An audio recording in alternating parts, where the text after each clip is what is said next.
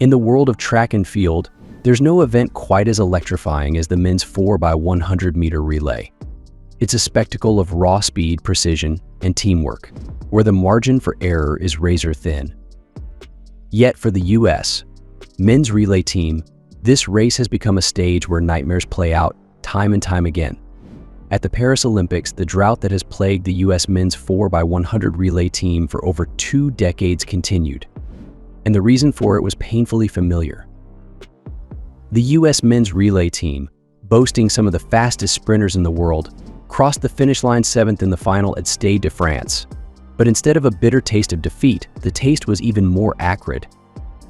They were disqualified. The culprit? A botched baton handoff, an error that has haunted U.S. relay teams in recent memory.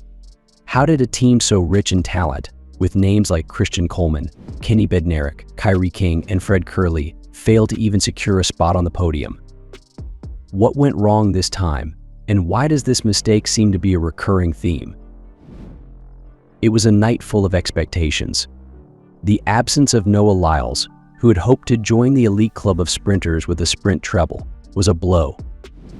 Lyles had already made headlines by winning the closest 100 meters in Olympic history, but his dreams were dashed when he tested positive for COVID-19 just days before the relay final.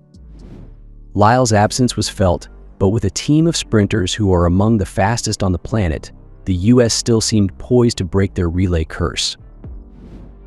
As the race unfolded, the tension was palpable. Christian Coleman took the first leg, exploding out of the blocks with the determination of a man who knew that the hopes of a nation rested on his shoulders. The baton exchange between Coleman and Bednarek was critical. In relays, the handoff is a symphony of speed and timing, a seamless transition that, when executed perfectly, can shave precious milliseconds off the clock. But this time, the symphony hit a sour note. Bednarek left too early, forcing Coleman to adjust his stride, and in a desperate bid to make the exchange, the baton was handed off outside the designated zone. The race was over for the U.S. before it had truly begun. The U.S. men crossed the finish line, unaware of the disqualification that loomed over them. Their time would have placed them 7th, but the final results would show a dreaded DQ next to their names. Canada, South Africa, and Great Britain took the top 3 spots on the podium, but the story of the night was the U.S. team's continued struggles.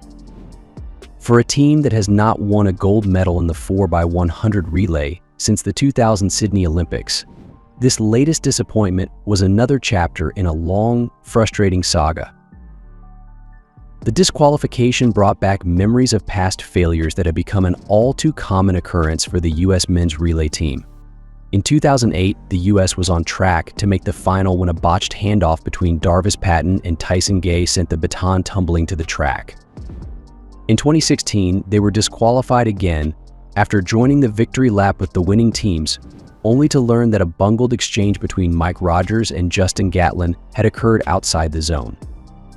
And who could forget Tokyo, where the U.S. was favored to win but failed to even make the final due to another botched baton pass. The baton handoff is where races are won or lost in the 4x100 relay, and the U.S.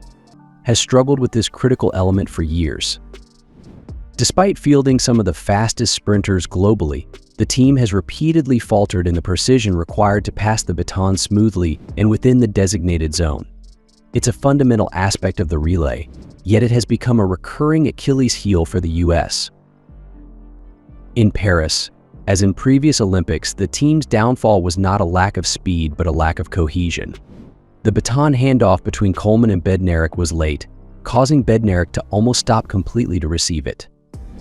This hesitation, this momentary lapse in timing, spelled disaster. By the time Bednarek got the baton, the U.S. was already out of position, and the team was subsequently disqualified for passing outside the handoff zone.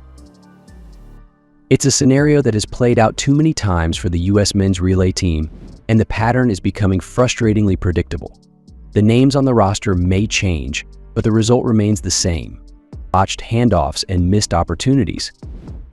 The disqualification in Paris marks yet another chapter in a long history of relay misfortunes for the U.S., a story that has now spanned over 2 decades. What makes this latest failure even more painful is the sheer talent on the team. Christian Coleman, Bednarek, Kyree King, and Fred Kerley are all exceptional sprinters, capable of dominating individual events. Yet, when it comes to working together as a unit, something seems to fall apart. The lack of practice, the pressure of the moment, or perhaps just bad luck. Whatever the reason, the US men's relay team has become synonymous with underachievement on the world's biggest stage. Noah Lyles' absence certainly didn't help the US cause. Lyles, who had been a key part of the relay team's strategy, would likely have run the third leg due to his proficiency in running the curve. His COVID-19 diagnosis was a significant blow, not just because of his speed, but because of the experience and confidence he brought to the team.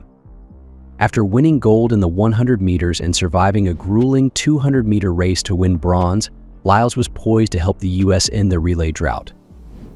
Instead, he watched from the sidelines as his teammates struggled without him.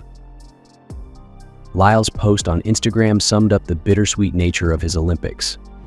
"It is not the Olympics I dreamed of," he wrote, "but it has left me with so much joy in my heart. I hope everyone enjoyed the show." Indeed, for Lyles, the Olympics were a mix of triumph and disappointment, but for the US men's relay team, the Paris Games were yet another reminder of what could have been. The frustration is not just with the athletes, but with the system that continually puts them in this position.